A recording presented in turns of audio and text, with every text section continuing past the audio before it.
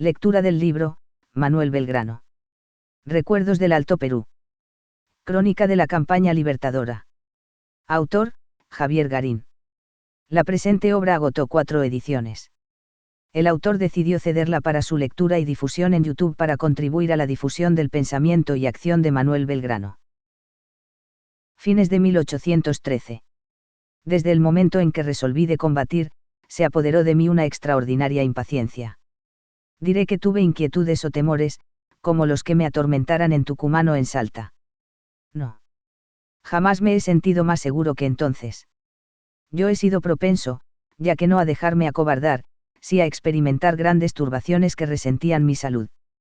Pero en aquellos días que precedieron a la batalla, y en la jornada misma en que ésta tuvo lugar, cayó sobre mí una serenidad inaudita en cuanto a los resultados, y solo hube de abrigar ansiedad porque el enemigo no frustrara mis planes, anticipándose a ellos. En efecto, un temor tenía, y era que Pezuela, descendiendo de los altos de Taquiri, se apoderase del campo de batalla. Si esto sucedía, todos mis propósitos y todas mis ideas se verían trastocados. Así, pues, antes de cerrar la Junta de Guerra, impartí las instrucciones necesarias, y advertí a los distintos jefes que estuviesen listos para movilizarse a la primera orden. Poco después anocheció y ordené movernos. Emprendimos la marcha en tinieblas hacia la pampa de Ayohuma.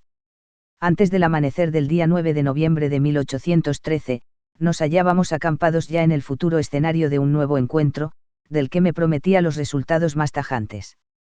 He dicho con error que el enemigo estaba ya en los altos de Taquiri. Esto no es exacto, toda vez que Pezuela acampaba a la sazón en la localidad de Callampayaní, pero tampoco es enteramente inexacto, ya que la única forma de venir sobre nosotros era atravesar aquellas serranías, que le quedaban a un paso. Pezuela ejecutó ese movimiento recién el 13 de noviembre, bajo una furiosa nevada, porque lo había demorado la lentitud con que venía su parque.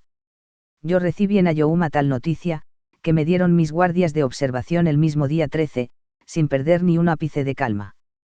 Todo se desarrollaba según lo previsto. Situé a nuestro ejército sobre el terreno, del modo que había concebido. Nuestra derecha, cubierta por el barranco y apoyada en las estribaciones de un cerro, la componían el regimiento de dragones, mandado por el coronel don Diego González Balcarce, y 2 batallones de infantería, los cazadores, al mando del mayor Cano, y Pardos y Morenos, del coronel Superi. En el centro militaban el batallón Ro. 6, mandado por el mayor don Benito Martínez, y el batallón Ro. 1, por el coronel Perriel, y nuestra izquierda estaba cubierta por la caballería de Cochabamba, de lanceros, dirigida por el coronel Zelaya. Las tropas peores en instrucción y armamento quedaron en reserva, pues eran más bien de bulto, 3 compañías de infantería armadas solamente con picas, y 2 de caballería, con lanzas, montadas en mulas. Coloqué nuestra artillería dividida sobre 2 lomas que se alzaban la una a izquierda de los cazadores, y la otra entre el Ro. 6 y el Ro 1. Había además algunos grupos de indios, también de bulto, que puse lejos de los lugares peligrosos. Así permanecimos, plegados en columnas y a la espera del enemigo, que no atacó. Cayó la noche del día 13. Yo recorrí nuestras filas alentando a los hombres y mostrándoles mi confianza. Las horas transcurrieron con lentitud. De vez en cuando me detenía a contemplar el tenebroso cielo, que no se había despejado, y las negras moles rocosas que se erguían en la sombra. Muchas veces oré durante aquella madrugada, sin poder descansar, pero sin sentirme agobiado. El amanecer vino al fin. Cuando la oscuridad se disipó lo suficiente, pudimos ver que el enemigo ya bajaba en desfilada por la larga y abrupta cuesta, siguiendo un sendero tan estrecho y empinado que apenas podían marchar de 3 en 3, con la artillería desmontada y cargada en mulas. Aquella procesión se desenvolvió largamente ante nuestros ojos, pues les era muy difícil el descender. Poco a poco, los primeros soldados fueron llegando al pie de la cuesta, al breve llano que se abría entre esta y el río de Quellable. Ese movimiento era en extremo arriesgado, pues bajando en desfilada, toda su fuerza quedaba reducida a una hilera de hombres como hormigas que se prolongaba desde la cumbre hasta el pie de los altos de Taquiri. El capitán Lamadrid se acercó en aquellos momentos para decirme: «General, si atacamos ahora, los destrozamos. La cabeza de la columna está ya sobre el llano, y el resto de los hombres, en la cuesta, no podrá hacer nada sino escapar. Hablaba con gran excitación, y otros oficiales compartían su pensamiento. Yo vi que era exacto lo que decía, pues la imprudencia de aquel descenso en fila resultaba palmaria. Pero, por otra parte, de atacar entonces, no conseguiríamos más que un pequeño triunfo sobre la cabeza de la columna realista. El resto del enemigo escaparía replegándose a las alturas. Puse mi mano sobre el hombro de la Madrid, y le dije: no se aflija usted, capitán. Deje que bajen todos, para que no escape ninguno. La victoria es nuestra. De este modo renuncié a aprovecharme de aquella ocasión que nos ofrecía el enemigo. Siguieron sus hombres descendiendo y cruzando el río que los separaba de nosotros, para formar en columnas sobre esta orilla, al pie de un barranco que los ocultaba de nuestra mirada. Así, pues, en los largos instantes que se sucedieron, el enemigo fue desapareciendo ante nuestros ojos, como devorado por la tierra. Yo, siempre bajo los efectos de una extraña serenidad, mandé que se dijera misa desde el altar que había hecho erigir en medio de nuestro campo. Todos los soldados, y yo mismo, nos arrodillamos para oír el servicio sagrado. Este se prolongó un tiempo que a muchos pareció excesivo, pero los efectos sobre la moral de la tropa fueron grandes y palpables. Oré agradeciendo al Señor, y cuando concluyó la misa, alcé los ojos para ver qué había sido de nuestros oponentes. Suponía para entonces que, habiendo descendido todos los hombres de Pezuela, no tardarían en aparecer sus columnas en el llano, emergiendo del barranco tras el cual debían permanecer a la sazón. Sin embargo, no fue así. Transcurrieron varios minutos, y no vimos ante nosotros otra cosa que la cuesta de Taquiri. El enemigo se había hundido bajo el barranco del río y no demostraba intenciones urgentes de abandonar su escondite. Creo que fue durante aquella espera que me empecé a inquietar. Todo mi ejército permanecía escrutando el paisaje desierto. Sabíamos que el enemigo estaba allí, en algún lugar, por haber observado sus evoluciones, pero, si no hubiese sido así, bien podríamos haber supuesto que no se agitaba en toda aquella extensión ser alguno. Solo el viento, solo el terco silbido del viento llegaba a nosotros. Nadie hablaba, conteníamos la respiración. ¿Cuánto tiempo transcurrió de ese modo? No lo puedo precisar. Eternidades. Yo empecé a sentir en torno mío miradas interrogadoras. Díaz Vélez se aproximó. ¿Qué cree Judy? Me dijo. Los demorará el recobrar la formación, arriesgué. Ya van a salir. En ese preciso instante, un murmullo de asombro recorrió nuestras filas. Al oírlo, mi corazón se detuvo, pues era necesario que algo muy grave ocurriera para motivar tamaño desorden. Nada había a nuestro frente, pero al seguir con mis ojos la dirección de todas las miradas, yo también dejé escapar una exclamación. El enemigo, en lugar de presentarse frente a nosotros, surgía en columnas paralelas por un punto situado a nuestra derecha, echando por tierra con esa maniobra todas mis previsiones. ¿Qué hacemos, mi general?, inquirió Díaz Vélez, no menos sorprendido, y trasluciendo honda inquietud. No pude responderle. Intuí, aunque no quise confesármelo, que habíamos sido vencidos antes de efectuar el primer disparo. Todo lo que siguió a aquel primer presentimiento fue una horrible pesadilla.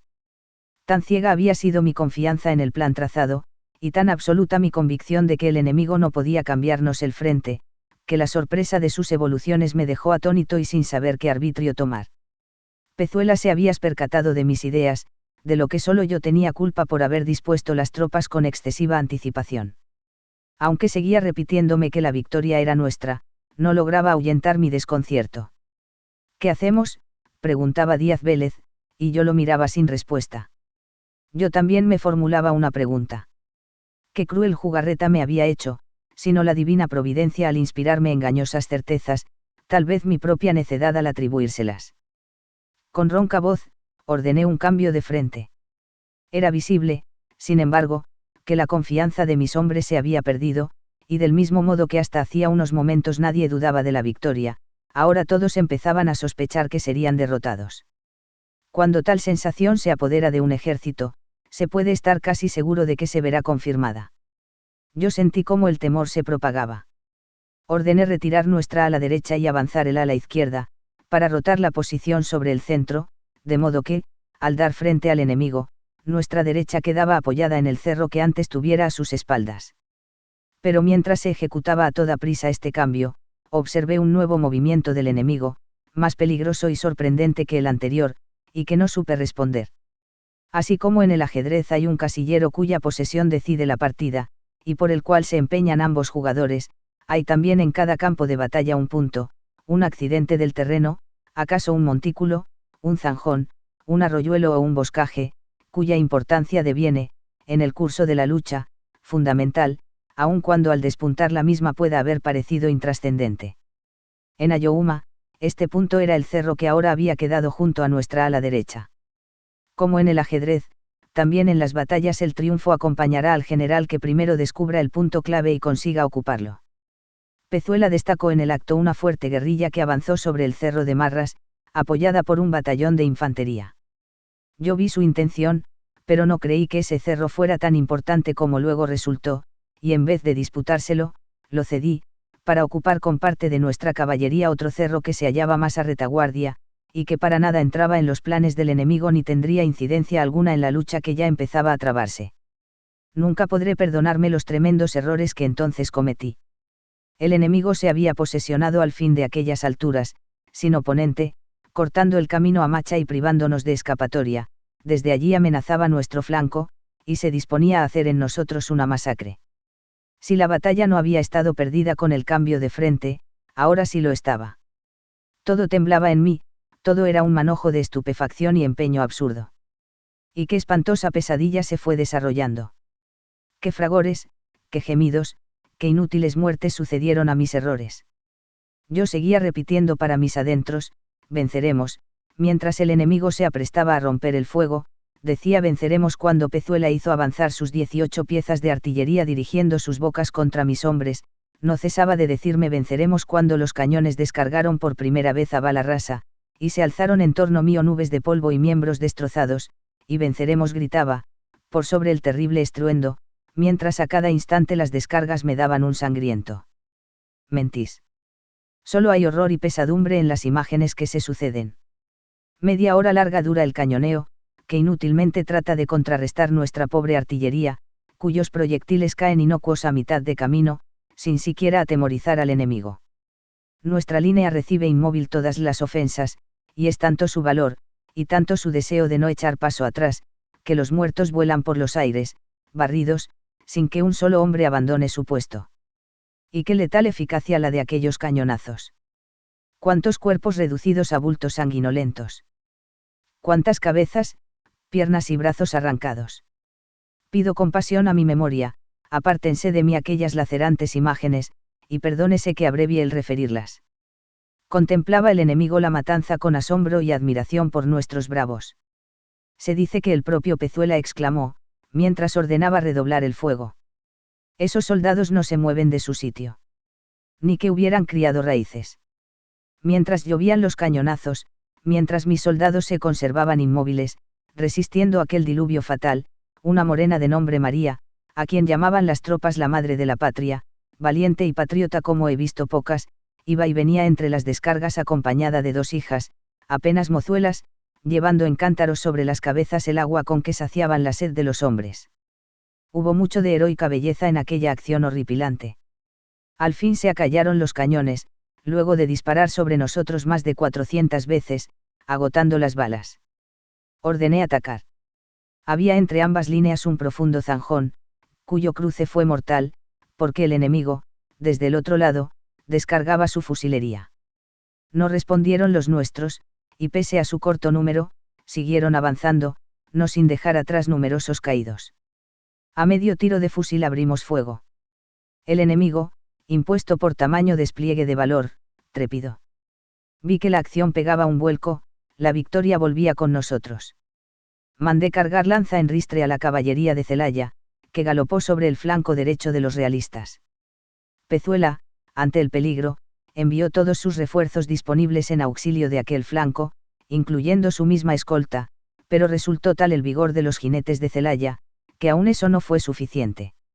2 batallones realistas y 10 cañones acudieron con premura al punto disputado, abriendo fuego cruzado de fusilería sobre Celaya y descargando 150 cañonazos en espacio de pocos minutos, con lo que el intrépido coronel no tuvo más que replegarse.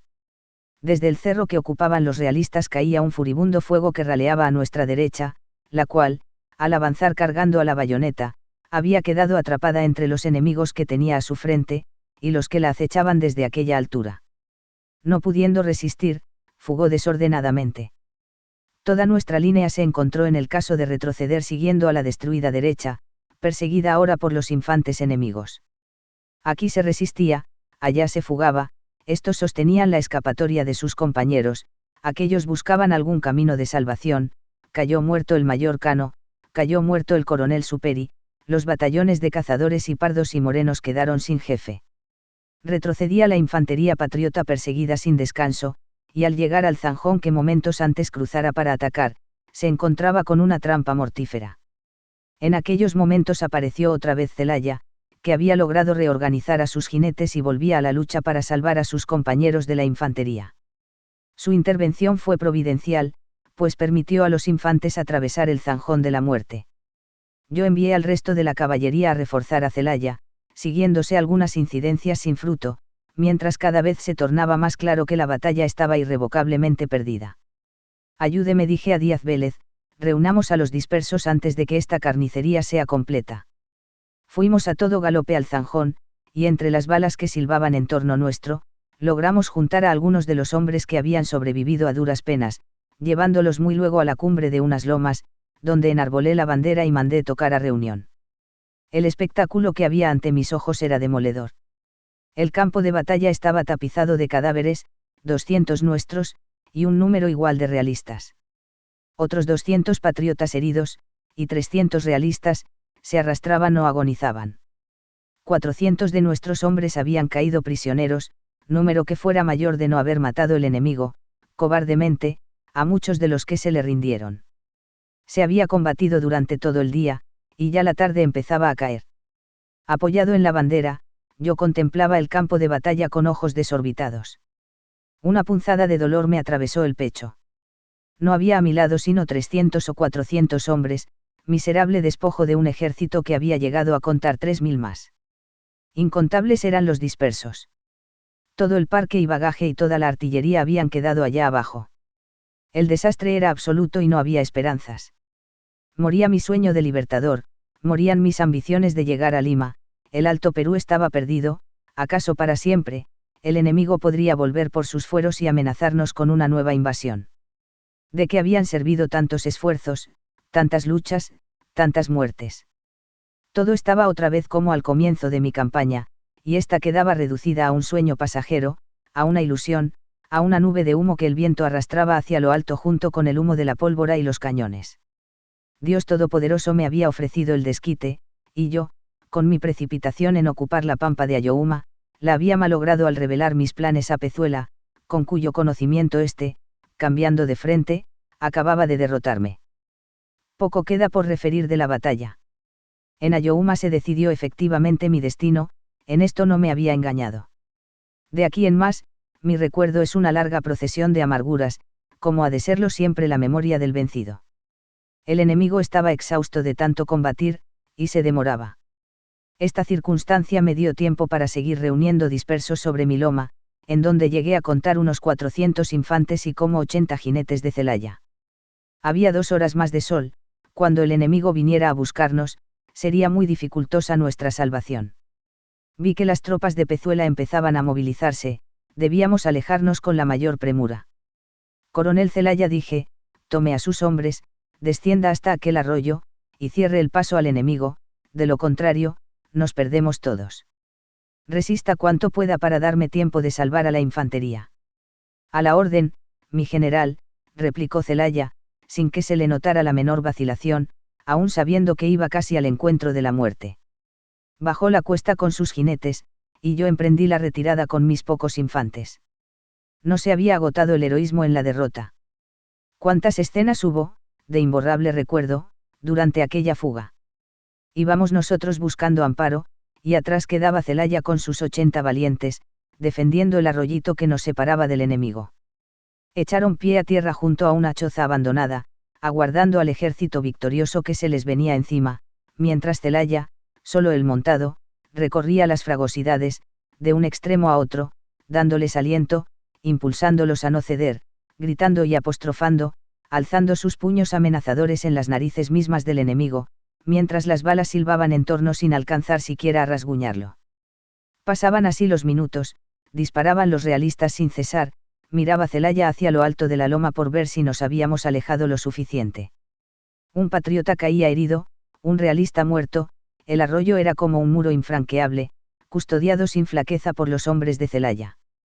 Una hora se sostuvo así, una hora imposible, dándonos tiempo para alcanzar los despeñaderos de las montañas. Gloria perpetua a aquel valiente, gracias a sus esfuerzos nos libramos de una total destrucción, y recibimos al fin el cobijo de la noche, cuyas sombras nos ocultaron de nuestros perseguidores. Se sostuvo Celaya a todo trance, incluso más allá de lo necesario, y cuando al fin cedió a las persuasiones de los que lo acompañaban, aún se creyó en el deber de no dejar un palmo de la loma sin disputa. Así fue como retrocedió, culebreando su caballo por las rocosidades, un escuadrón enemigo lo seguía pisando sus cascos, con el perjuro Castro a su frente. Porteño cobarde, gritaba Castro. Mulato traidor, respondía Celaya. El primero lo retaba a duelo singular, el segundo detenía su caballo para aceptar el reto, y solo a último momento sus subordinados lograban disuadirlo de ese insensato propósito. Continuó Celaya el repliegue haciendo ostentación de su poca prisa, y arriesgando su vida para que se salvaran sus camaradas. ¿Y cuántas otras muestras de heroísmo hubo aún? Soldados que perecían junto a su superior herido, sin querer abandonarlo, un capitán que volvía grupas para rescatar de las lanzas a su hermano caído y desmontado, uno que se hacía pagar cara la vida, otro que no respondía a la voz de rendición, este que quedaba muerto sin ceder su fusil, aquel que ganaba una altura en medio de las balas. No puedo detenerme en pormenores, hasta la misma derrota fue gloriosa. Al día siguiente, luego de una noche atroz, arribé a Tambo Nuevo, donde pude reorganizar mis batallones y restituir el orden, que era nuestra única fuerza. Transcurrió aquel día en esta reorganización, y al caer la tarde pasé lista. Solo un hombre de cada 4 dio el presente, los otros habían muerto o caído prisioneros. Se acongojaba mi alma con cada llamada no respondida. Mandé formar en cuadro, y, como demostración de que la derrota no había alterado la disciplina, dispuse rezar el rosario según costumbre. Sin embargo, tan apretada era nuestra fuga que oculté estandartes en lugares que solo yo me sé, para no dar el gusto al invasor de capturarlos. Alguna vez serán recobrados. 3 días más tarde alcanzamos Potosí, esa ciudad tan enemiga de nuestra causa, en cuyas calles cierta vez, desbaratada la primera campaña libertadora, perecieran 100 hombres del ejército. Pero no hubo entonces ni un desmán, ni una burla, ni un insulto, tanto habíamos progresado en la simpatía de Potosí que, aun cuando no compartiesen nuestra causa, respetaban al menos nuestro dolor. Digna y melancólicamente nos recibieron, observando sin ofensiva compasión los últimos y lastimosos jirones de unas fuerzas que, hacía apenas 2 meses, habían dejado atrás esas mismas calles con la esperanza de llegar hasta Lima, y que ahora regresaban desahuciadas. No había ni que pensar en resistir. Ya Pezuela venía a buscarnos. Abandonamos Potosí 2 días después. Yo contemplé con pesadumbre nuestros depósitos y las riquezas acumuladas por mi administración. Todo se perdería. Dejé a Díaz Vélez con el encargo de volar la Casa de la Moneda, en donde habían sido escondidos varios barriles de pólvora. Pero ni siquiera este proyecto pudo cumplirse, pues el pueblo se negó a permitir la voladura del edificio más representativo de la ciudad, y que era acaso el alma misma de Potosí y la mejor reliquia de su pasado esplendor. Manos traidoras apagaron la mecha, y la Casa de la Moneda se salvó, para regalo del jefe enemigo. Se suceden en mi memoria las crueles imágenes. Allá van las tropas descendiendo los arduos caminos del Alto Perú, seguidas de cerca por un adversario victorioso.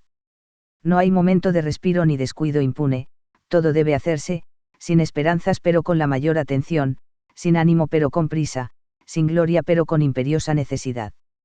Atrás van quedando los cerros inmóviles, las tristes planicies, las quebradas llenas de ecos aciagos. Una jornada tras otra, retrocede el ejército caído, hambrientos y desnudos sus hombres, inútiles sus armas, pesados los pasos, inclinadas las cabezas, las lenguas mudas. Nadie se rinde, sin embargo. En ningún momento se pierde el orden ni se olvida la disciplina. Aún en el oprobio, conservan mis hombres un destello inmortal de dignidad. Son apenas 800 los que vienen conmigo hasta San Salvador de Jujuy. A fines de 1813 alcanzamos las taciturnas calles de aquel hermoso pueblo, donde, no hacía mucho tiempo, había yo enarbolado, por primera vez en aquellas regiones, la bandera azul y blanca de la libertad. Ahora aquella bandera estaba cubierta de sangre y rasgada de balazos, y la libertad sufría renovados peligros. Ahora todo volvía a estar como antes de mi primera venida, o tal vez peor. Aún restaban para mí otros sinsabores, que ni me ahorró el enemigo ni me perdonó el gobierno.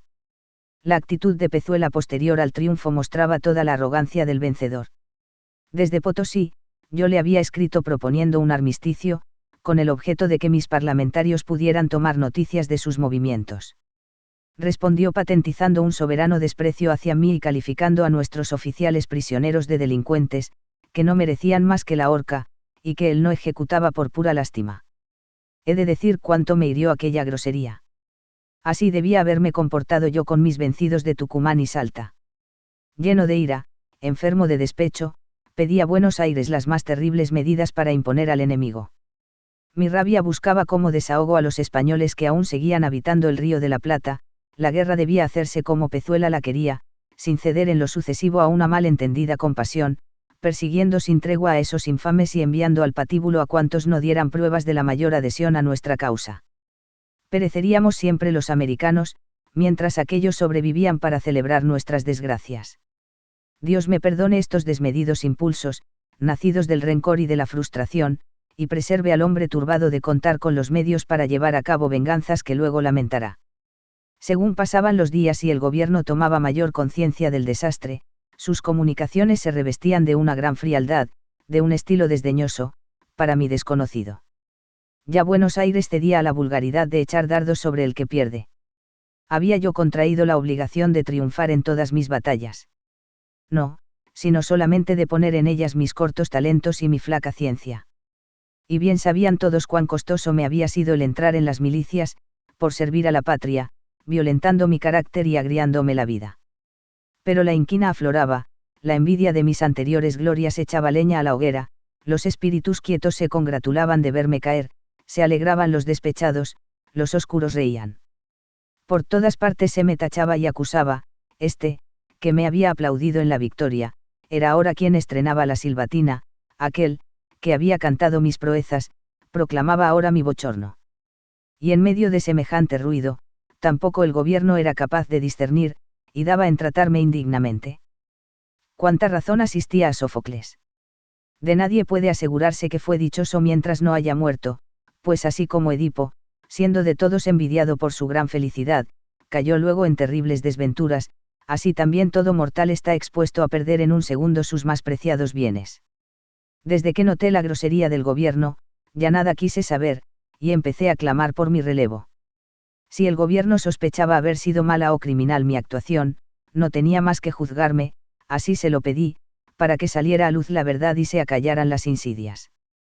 Pedí también ser despojado del mando, como que no me movía ambición alguna, y aún estaba dispuesto a servir en la clase de soldados si era menester, pues había experimentado esa vida sin embargo de ser general en jefe, cargando el fusil y cartuchera para ejemplo de mis compañeros. Me oyó el gobierno y me abrió proceso. Poco después fui notificado de que estaban suspendidas mis facultades de capitán general, limitando provisoriamente mi autoridad al ejército del Alto Perú. Días más tarde se me hizo saber que aceptaban mi dimisión y reducían mi mando al regimiento No. 1 de patricios. El coronel don José de San Martín, que había venido como refuerzo con sus granaderos a caballo, fue designado el nuevo general en jefe. Depuse ante él mi mando con satisfacción. Ya nada podía hacer allí, mi salud estaba quebrantada, y ni aún me era dado reclamar autoridad moral sobre hombres a quienes había conducido al fracaso. Solo debía agradecer el que se me permitiera seguir sirviendo al frente de mi primitivo regimiento. Tuve el primer encuentro con el coronel San Martín en la posta de Yatasto, el mismo lugar a donde hacía 2 años llegara yo para recibir de manos de Pueyrredón la jefatura que ahora dejaba en las de mi reemplazante. Mi campaña había sido un largo, penoso e infortunado círculo.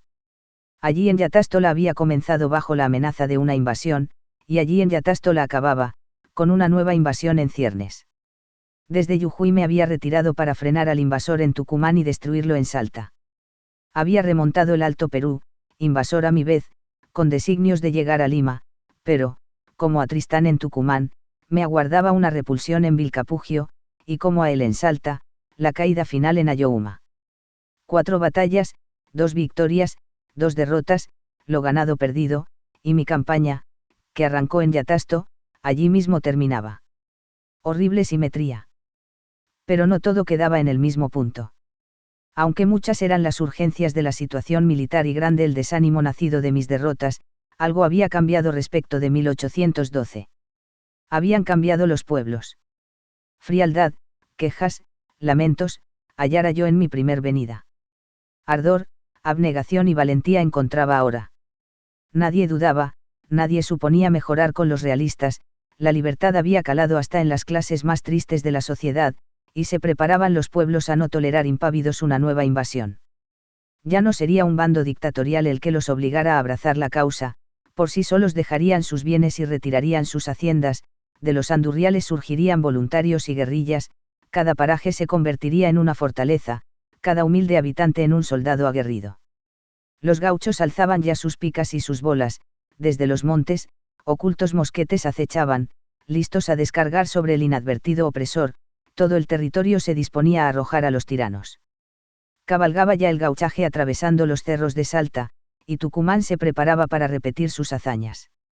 En cada detalle, en cada sitio, en cada rostro obtenía yo nuevas evidencias de esta pasión encendida por la libertad, a la que, sin inmodestia, mis anteriores disposiciones no eran enteramente extrañas. Y me consolaba de las derrotas militares con este gran triunfo cívico. Y luego, los vecinos, los emigrados.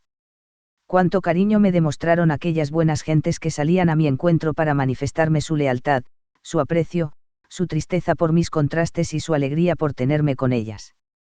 No olvidaban tantas penurias y tantas glorias pasadas, no era aquí Buenos Aires, donde todo se sabía por noticias más o menos infieles, y se juzgaba por los desenlaces y no por los trabajos, aquí se había sufrido y luchado, y aquí no se perdía la memoria. Vengan sobre un hombre todos los infortunios. Si él ha obrado con justicia, hallará en el reconocimiento de su prójimo un consuelo a su aflicción.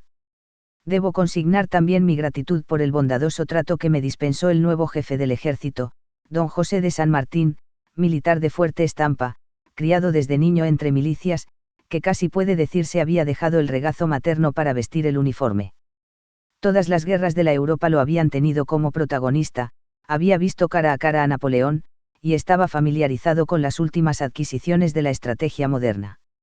Muchas veces, en el curso de mi campaña, intercambiamos correspondencia la más cordial, en donde jamás dejó de manifestarme sus respetos, no obstante que bien conocía, por mis propios dichos, lo corto de mi ciencia militar. Lo traté al fin en Yatasto. Todo en él revelaba esa viril autoridad, esa seguridad en la propia fuerza, esa confianza de los hombres nacidos para forjar sus destinos, con tenacidad en lo posible, y a golpes si es necesario. De estatura regular y sombría tez, sus ojos penetraban a su interlocutor, y cuando la ira lo dominaba, temibles relámpagos parecían surgir de aquellas pupilas, que por sí solas imponían a los subordinados y los inclinaban a obedecer. Pronto observé de qué modo restauraba San Martín la disciplina, sin ningún esfuerzo, sin ninguna oposición. Qué contraste con mis luchas, vacilaciones y ansiedades. Acometió el nuevo jefe, como digo, la reorganización. En poco tiempo empezaron a advertirse los cambios y beneficios. La caballería era ya irreconocible, afloraban reclutas, todo asumía un nuevo carácter de orden. Algunas de sus reformas me entristecieron, como que dejaban sin efecto anteriores previsiones mías, tal, la proscripción del duelo, que San Martín levantó, permitiéndolo y aún fomentándolo. Pero debía yo aceptar tales reformas, y así lo hice. No dejaba San Martín de mostrarme deferencias. Yo había quedado en Tucumán como coronel del regimiento No. 1. Todos los piquetes sueltos los puso San Martín a mi mando, para incrementar el número de mis subordinados. Ordenó luego que se suspendiera el sumario labrado por la comisión que me investigaba. No cesó de consultarme día tras día mientras permanecía a su lado, tomando informes de la geografía y del carácter de las gentes, de las tácticas del enemigo y de las deficiencias de nuestras tropas.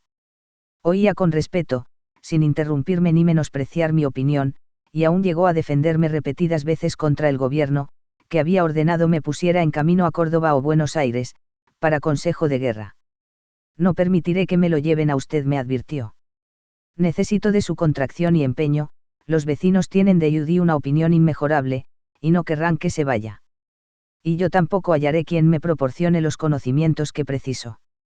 Para entonces, se había abatido sobre mí una pasmosa terciana, que desmejoraba a cada hora mi salud. El gobierno ordenó a San Martín me hiciese marchar de una vez a Buenos Aires, y éste se negó a obedecer. Yo recibía diariamente las muestras de reverencia de mis viejos soldados. Aún los que no estaban bajo mi mando no dejaban de patentizarme su devoción. Todos me trataban con las consideraciones debidas, no a un simple jefe, sino al propio general. Solamente algunos oficiales con quienes me había enemistado, y en especial Manuel Dorrego, que por entonces había vuelto al ejército, me guardaban rencor. Dorrego no me perdonaba el haberlo expulsado, y en todo sitio y oportunidad aprovechaba para expresarme su desdén.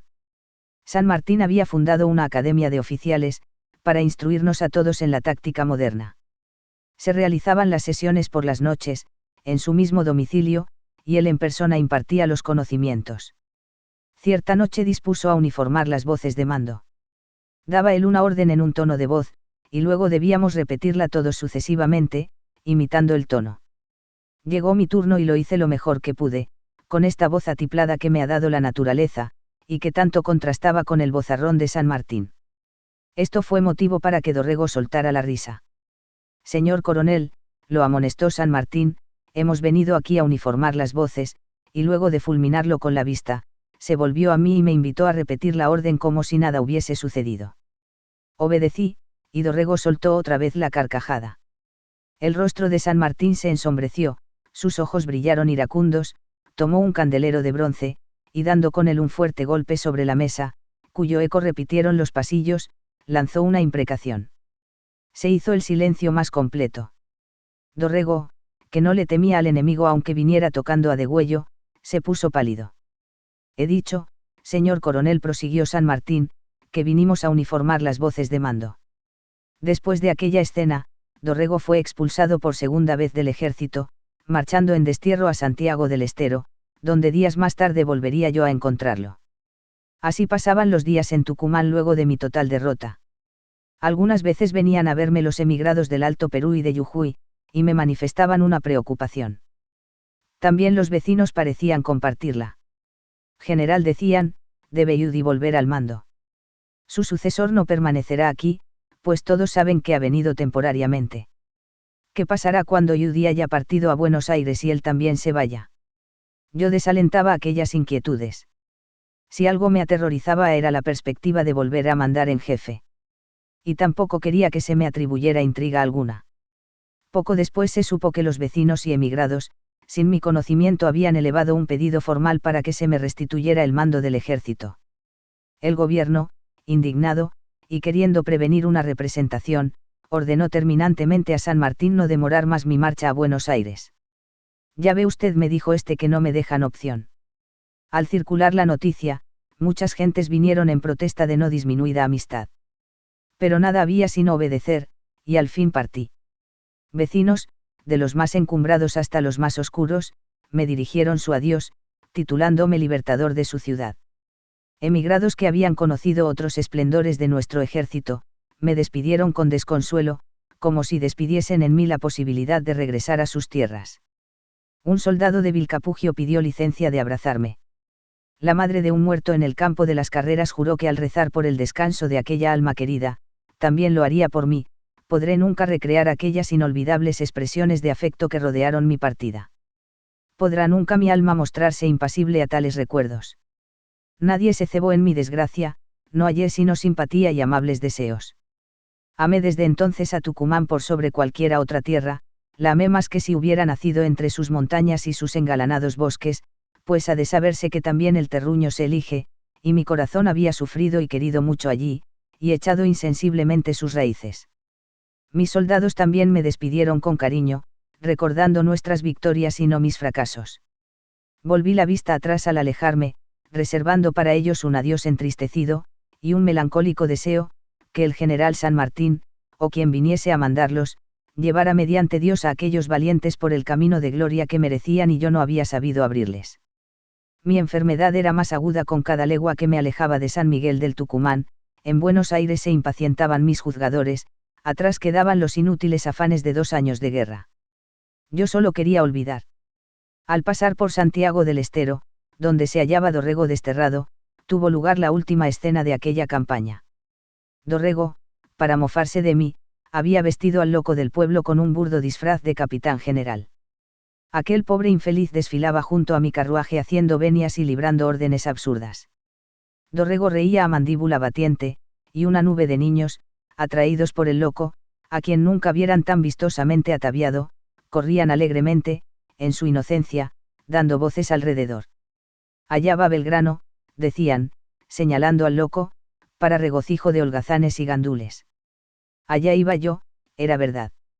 Un loco andrajoso, patético, objeto de risas y chacota, que gesticulaba bajo el potente sol. Sí, tenían razón los niños de Santiago. Allá iba yo.